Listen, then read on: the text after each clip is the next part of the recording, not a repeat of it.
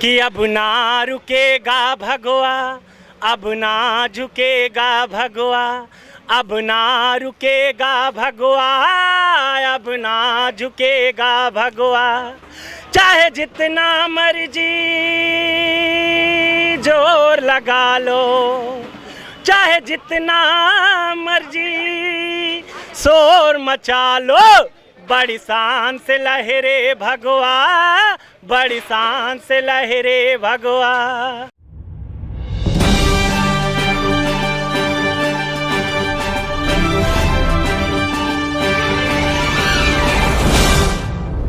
Active India में आपका हार्दिक स्वागत है।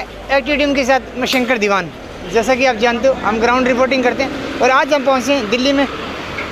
माननीय प्रधानमंत्री श्री नरेंद्र मोदी का आज 72वां जन्मदिन मनाया जा रहा है। इसी उपलक्ष्य में दिल्ली में प्रदेश की तरफ से किसान मोर्चा के अध्यक्ष राहुल सिंघल जी ने भाई साहब ने एक विशाल भंडारे का आयोजन किया गया और हम जानेंगे भाई साहब से किसान के मुद्दे पर क्या क्या काम कर रहे हैं और आज ये शानदार उपलक्ष्य में जो 72वां जन्मदिन है प्रधानमंत्री जी बना रहे और उनका विजन क्या है किसानों को लेकर, वो भी हम जानेंगे।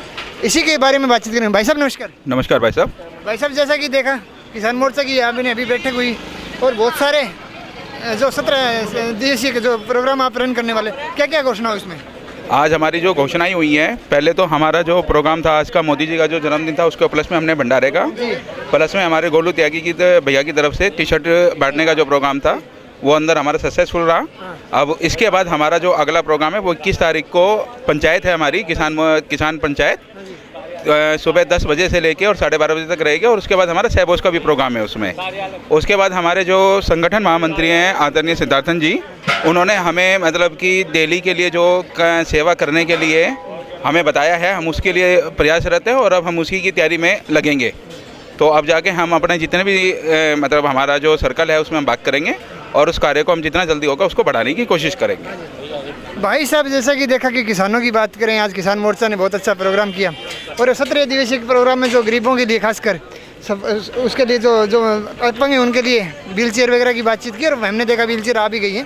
साथ में सफाई का भी विशेष ध्यान रखा गया। और आपने क्या क्या वहाँ पे प्रोग्राम में किया? नहीं, हमारा प्रोग्राम अच्छा रहा है और हमें पूरे आगे अच्छा पूरा काम करेंगे अपने मोदी जी के जन्मदिन पर भी और मोदी जी की पूरे सहयोग से हम पूरा अपने तन मन धन से सब कुछ पूरा प्रोग्राम करेंगे। हाँ जी, बताइए। सर्वप्रथम आज देश के नायक आदरणीय यशस्वी प्रधानमंत्री श्री नरेंद्र मोदी जी के 72वें जन्मदिवस के अवसर पर मैं आज पंत मार्ग के प्रदेश कार्यालय से उन्हें दिल की आंतरिक गहराइयों से बधाई देता हूं और कहता हूं कि आज देश की जो स्थिति है, पूरा विश्व जब कोरोना महामारी से परेशान था तो हमारे जननायक ने पूरी श्रद्धा के साथ, पूरी तटस्थता के साथ लगकर इस देश के लिए सोचा, इस देश के बारे में सोचा और विश्व में भारत ऐसा पहला देश था जो अपने देश के वासियों को फ्री में वैक्सीनेशन डोज दिया। हम पुनः धन्यवाद देते हैं और आज इस पंत मार्ग के प्रदेश कार्यालय से एक विपक्षियों को आह्वान देते हैं कि मोदी जी आए हैं, मोदी ही आएंगे, मोदी जी आए हैं, मोदी ही आएंगे। 2024 में भी 2024 में भी मोदी ही आएंगे, 2024 में ही मोदी ही आए हैं। भगवा है चोला जिनका, बस राम की बात करें, भाजपाई हैं भाजपाई हम, भाजपाई हैं भाजपाई हम, बस मोदी जी की बात करें, भाजपाई है भाजपाई हम, बस मोदी जी की बात करें। मित्रों, इस देश में विपक्षी पार्टियों ने सिर्फ और सिर्फ राजनीति किया, राजनीति का अड्डा बना के इस भारत को रखा, लेकिन हमारे आदरणीय नरेंद्र मोदी जी जब इस देश में यशस्वी प्रधानमंत्री के रूप में, प्रधान सेवक के रूप में आए तो उन्होंने इन विपक्षी पार्टियों के राजनीतिक अड्डे को खत्म किया।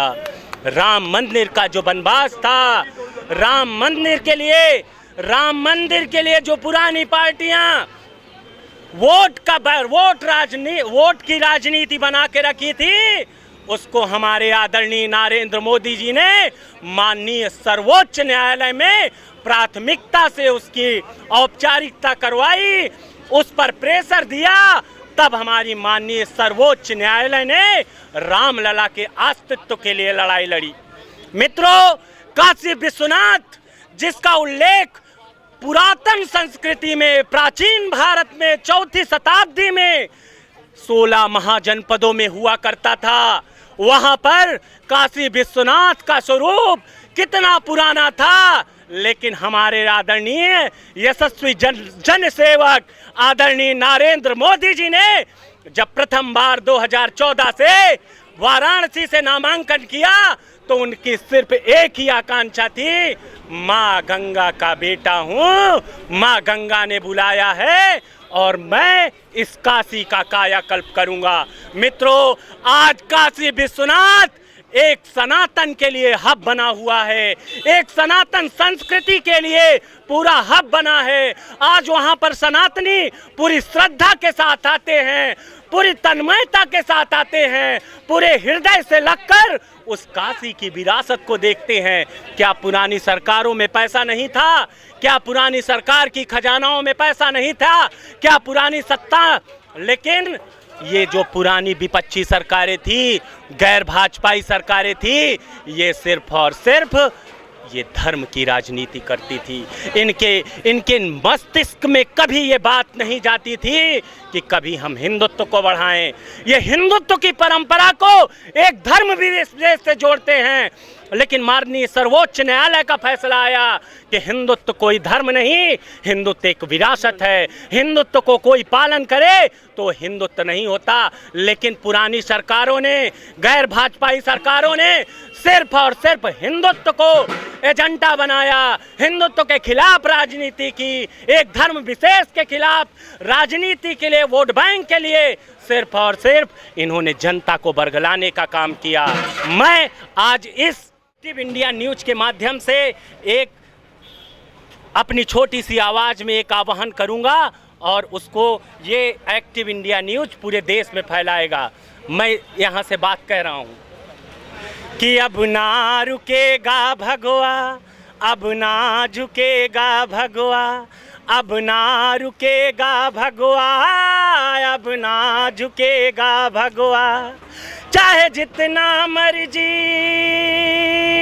जोर लगा लो, चाहे जितना मर्जी शोर मचा लो, बड़ी शान से लहरे भगवा, बड़ी शान से लहरे भगवा।